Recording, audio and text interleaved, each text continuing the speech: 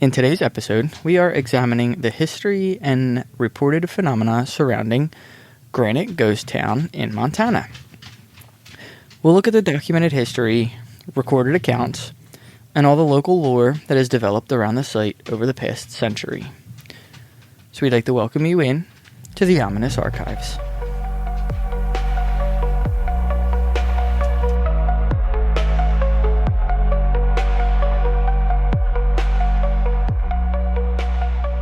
So welcome back, and as always, I'm Nick. No, I'm Em. And she is back. I am here. She just took one episode off. Yeah, that was the sickest I think I've ever been in my life, so it's probably better that you guys didn't hear from me. Thanks to Nick for taking over on that one. Yeah, it was a very quick one, and I was like, it is definitely different doing this by yourself. I was cracking up because I did cut and edit the episode, and I was cracking up at you at the end. You were like, yeah, this is weird signing off by myself. Yeah, I just didn't, there were parts where I'm sitting there and... waiting for me to just chime in. Somebody's going to chime in, and I was like, no, I am telling everybody this. So, it took a lot of stops and starts to... I promise I will try my hardest to never let it happen again. Or we just have to get better at being set up for if something like that happens. Like, everything's stored at one house. Yeah. So we should probably make it set up so we can... In the case that one of us gets the plague again. Yeah. We can at least do that. Anyway, today, like we said earlier, we're going to a ghost town. Hey. Granite Ghost Town, to be exact. It is located in the mountains of western Montana. It's roughly 15 miles from Philipsburg, and it sits at approximately 6,000 feet in the Flint Creek Range.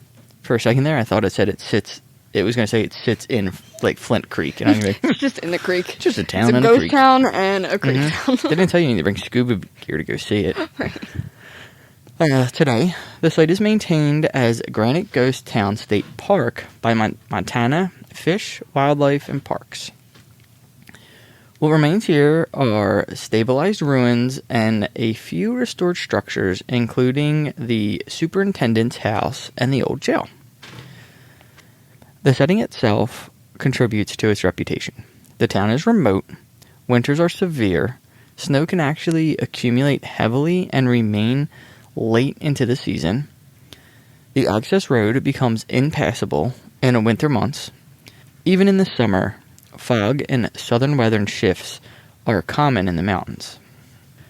So Granite was founded in the 1870s after silver deposits were discovered in the surrounding hills. The most productive operation was the Granite Mountain Mine, later merged with the bimetallic mine. And then in the mid-1880s, Granite had become one of the richest silver-producing areas in Montana. At its peak in the early 1890s, Granite's population ranged between about 2,000 to 3,000 people. For a mountain settlement at that elevation, this was pretty significant. The town included some hotels, saloons, boarding houses, a hospital, a school, a union hall, and even a newspaper.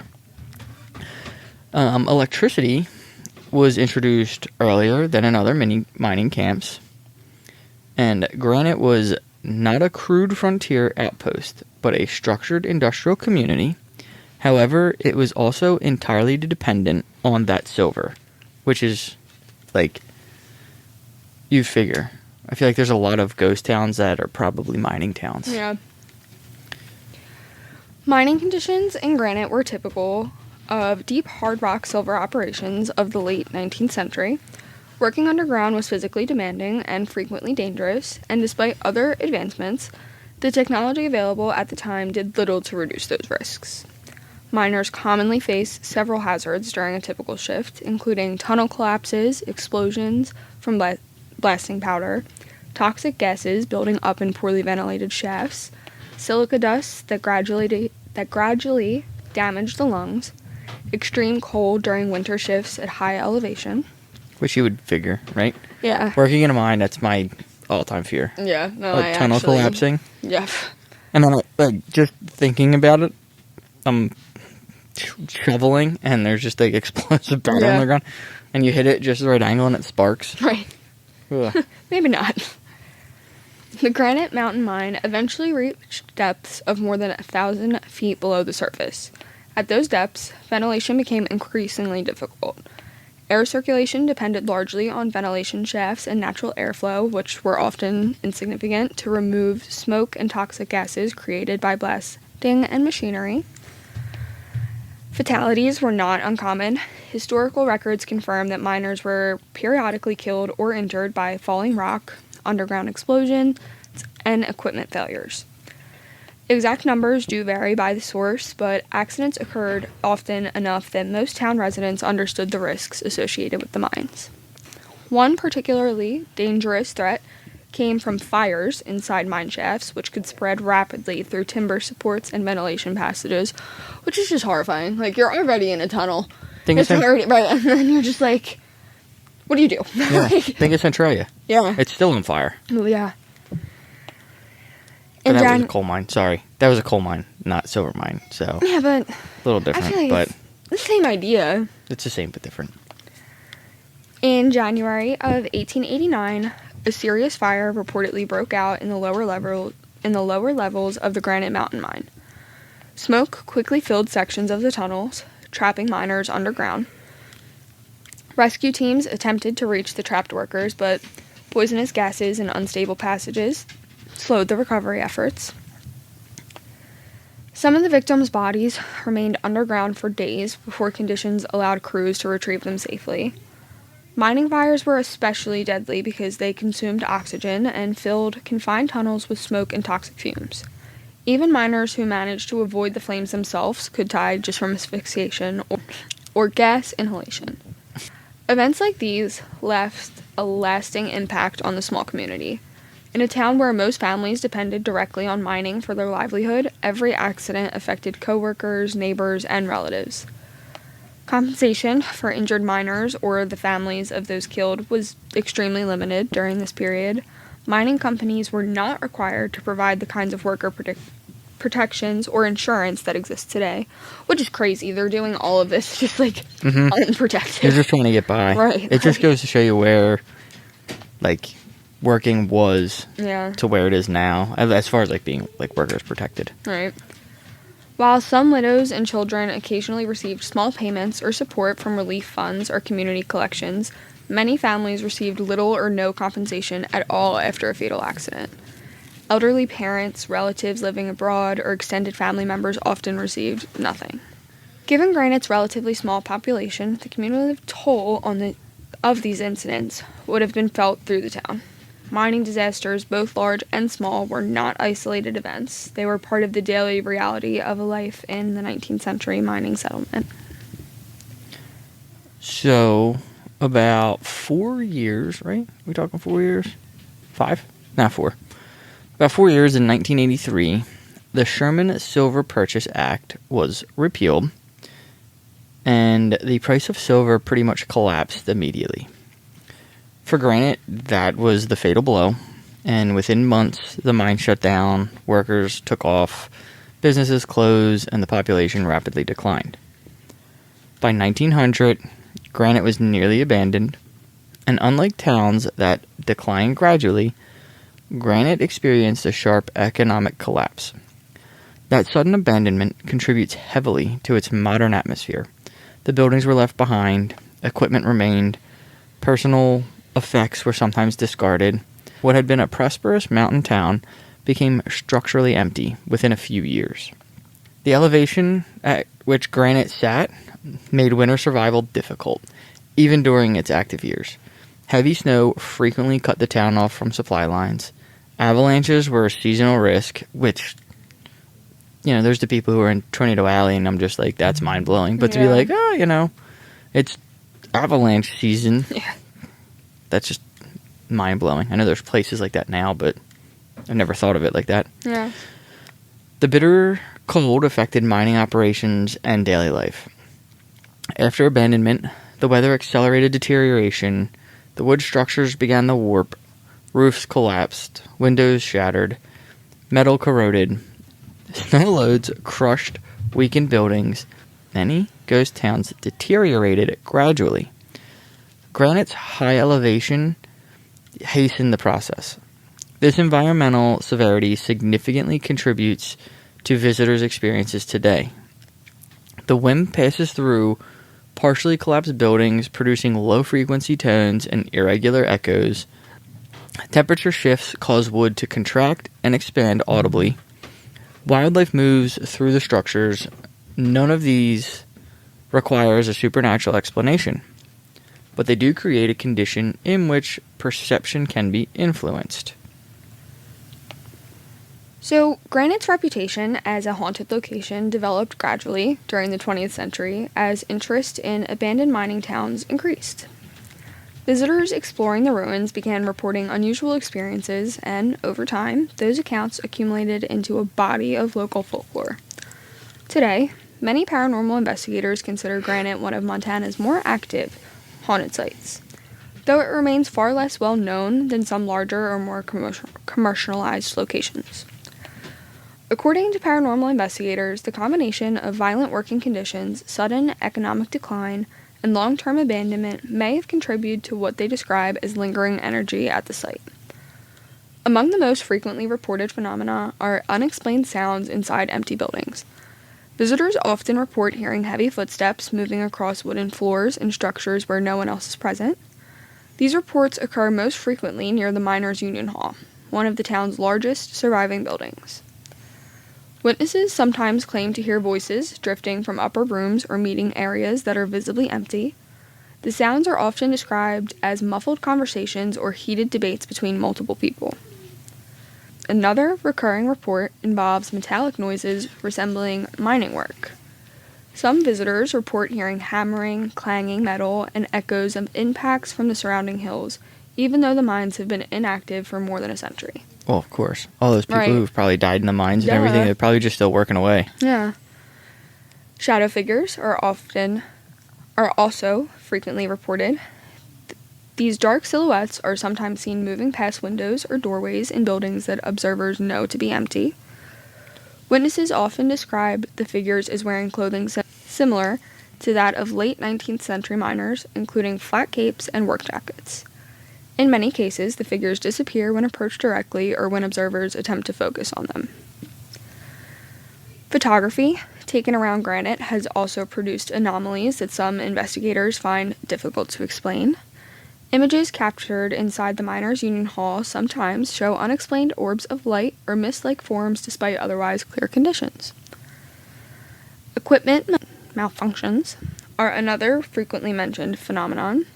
Paranormal investigators report that cameras, flashlights, and mobile phones sometimes lose battery power unusually quickly inside specific structures. According to these reports, the device often resumes regular operation once visitors leave the town site. Electronic voice phenomena recordings, commonly called EVPs, have also been collected during investigations. Some recordings reportedly contain faint whispers, mining commands, or fragment pleas for help. One apparition, described by multiple investigators, is known formally as the Foreman. Witnesses describe a tall male figure wearing a long coat and beard who appears near the mine entrance. According to reports, the figure seems to be inspecting the area as if preparing for a work shift. See, they're just still working. Mm-hmm. The apparition purportedly disappears when approached or spoken to. A more disturbing entity, reported by some visitors, is known as the Burned Man. According to local stories, this figure appears near the mine entrance on foggy evenings. Witnesses describe a badly burned figure whose injuries resemble severe fire damage. The apparition is said to extend its hands towards observers before fading into mist. Those who claim to have encountered this figure often report smelling smoke or burning material at the same time. So one house that gets some recognition is the Superintendent's house. Historically, the building served as housing for the mine management and senior staff. Compared with small cabins and boarding houses that the miners used to use, the superintendent's residence was, more substantial. Because of its construction, portions of the structure remain standing today. Many paranormal reports connected to Granite involve this building. Local folklore has attached a specific ghost story to the building. According to some accounts, a female apparition in Victorian clothing appears in the upper windows of the house. Some historians believe this legend may be linked to a woman believed to have been the wife of mine supervisor Charles McClure, who reportedly died during childbirth in the early 1890s. Visitors sometimes claim to hear faint crying or weeping sounds near the building's remains. As with most Granite report, these accounts are anecdotal and cannot be independently verified. The Granite Jail is another structure that draws significant attention from visitors. The building is small and enclosed with iron bars and thick stone walls. These materials create strong acoustic resonance, meaning even small sounds can echo sharply within the confined space. Wind moving through the bars can produce metallic vibrations that resemble rattling or clanging. Despite these natural explanations, visitors sometimes report unusual experiences inside the building. Some witnesses report hearing metal striking metal, similar to a cell door opening or lock being turned. Others report hearing footsteps approaching the structure before stopping abruptly. A few visitors describe feeling sudden anxiety or pressure when standing inside the small cell area, sensations that disappear once they leave the building. Historically, Granite's jail was used primarily for minor offenses, common in frontier mining towns. Records indicate arrests for drunkenness, theft, and disputes between workers. There's no documentation of executions occurring at the Granite Jail. However, the structure's physical environment, narrow spaces, heavy stone walls, and iron bars, can elect a powerful psychological response. Even without paranormal explanations, the architecture alone can shape visitors' experience of the space. Over time, investigators and historians have noticed patterns in many of Granite's reports. Encounters are most frequently reported during late afternoon or evening visits, particularly near sunset. At that time, lighting conditions change rapidly, and shadows become longer and less predictable.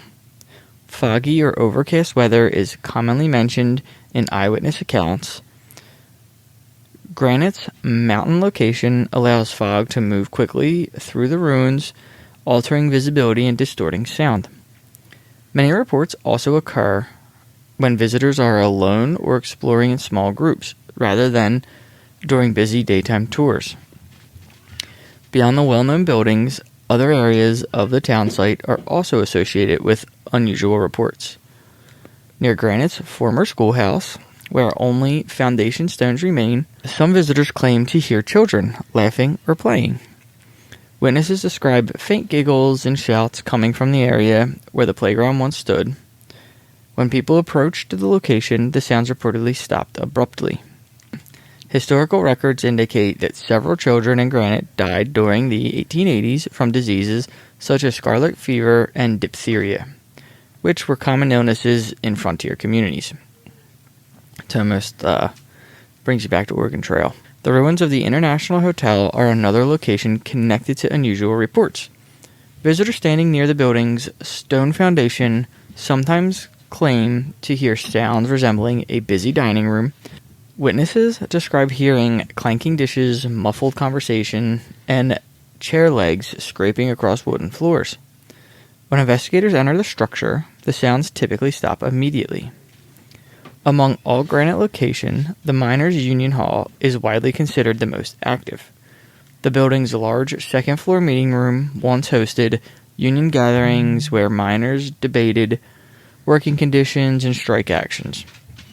According to many investigators, this area produces the most frequent reports of paranormal activity. Visitors sometimes report hearing heavy boots climbing the building's deteriorating staircase when no one is present. The footsteps reportedly stop at the second-floor landing, followed by the sound of a door opening, even though no door remains at that location. Some investigators also claim the second-floor meeting room contains a persistent cold spot in one corner. Local stories suggest the area may correspond to where Union President Thomas McKay reportedly died from a heart attack during a heated meeting in 1892. Several modern investigations have also focused on the Union Hall. Photographer Sarah Jennings reported capturing a series of photographs in 2018 that appeared to show a figure standing in the building's second-floor window. According to her account, the figure appeared in several consecutive images, despite the room reportedly being empty. In 2019, a Montana paranormal research group, Rocky Mountain Spirits, investigated the site. Investigators reported recording more than 40 minutes of unexplained sounds inside the buildings. During the same investigation, a thermal camera reportedly detected a human-shaped heat signature moving across the stage area of the Union Hall, even as ambient temperatures were significantly lower. Local resident Janet Morrison, who has visited Granite for more than 30 years, claims paranormal activity appears to have increased as the buildings continue to deteriorate. Morrison reported an incident in 2017 in which she heard her name 3 times from inside an empty structure while visiting the town site alone. Interest in Granite's paranormal reputation increased significantly after a 2015 article in Montana Ghost Towns magazine highlighted the site. Since then, several regional investigation teams have conducted studies there. Although the park regulations limit overnight investigations, some researchers claim that more than 200 reports of unexplained experiences have been recorded at the site since 2010. Audio analysis of Granite EVP recordings has also produced unusual results. According to some investigators, several recordings reportedly contain terminology used in the 19th century mining operations, including timbering, stope, and drift. One modern account was reported by history teacher David Kowalski, who visited Granite with his family in July of 2020. While exploring the ruins of the superintendent's mansion, Kowalski reported that his 8-year-old daughter began speaking with someone the adults could not see. According to Kowalski, the child described a sad woman wearing a long dress who said she was looking for her baby. After returning home, Kowalski later discovered the historical story involving Miss McClure's death during childbirth. Paranormal investigators have also recorded EVP in the area. During a 2021 documentary investigation, a team reported capturing a voice that appeared to say, "Get out of my office," while recording audio near the building's remains.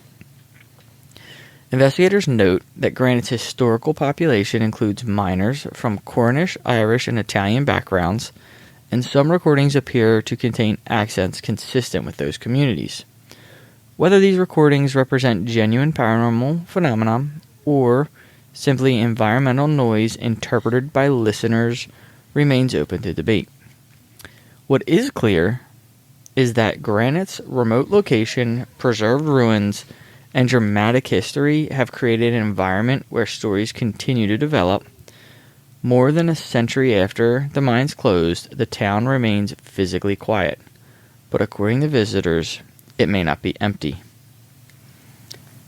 There are no confirmed records of mass burial sites unique to Granite, ritual practices, epidemic outbreaks exclusive to the town, large-scale violent events.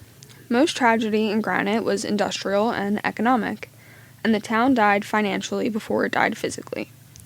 That abrupt economic death may be more unsettling than a dramatic disaster narrative. It represents fragility and how quickly prosperity can evaporate. Granite was added to the National Register of Historic Places in 1972 because, of course, it was. Stabilization efforts have preserved the remaining structures. It's now a state park and tourist destination during the warmer months. There are no overnight accommodations within the ghost town itself. Visitors must leave by park closing hours. Importantly, there are no officially documented incidents of injury attributed to paranormal events. The site is monitored and maintained. Granite Ghost Town remains physically present. It is not a reconstructed theme attraction. It is a preserved industrial settlement at an altitude shaped by economic forces and abandoned infrastructure. Its haunted reputation is based on anecdotal reports layered on top of verifiable hardship. The facts alone are sufficient. Dangerous labor, economic collapse, rapid abandonment, mountain isolation. Whether the site contains residual energy, environmental suggestion, or simply the human tendency to assign narrative to ruins is up for interpretation. This episode was written by Sam, and if you're in the mood for a podcast about books, movies, or shows related to the horror genre, go check out her podcast and blog at Scare Me Sam. Also, look for us at our The Ominous Archives socials. Don't be afraid to reach out. We try to get back as fast as we can. And if you visited Granite Ghost Town or had any experiences, like we said, share it with us. Email it over. We will update on any stories that we get, if we get any. So until then, stay haunted and stay weird. See ya.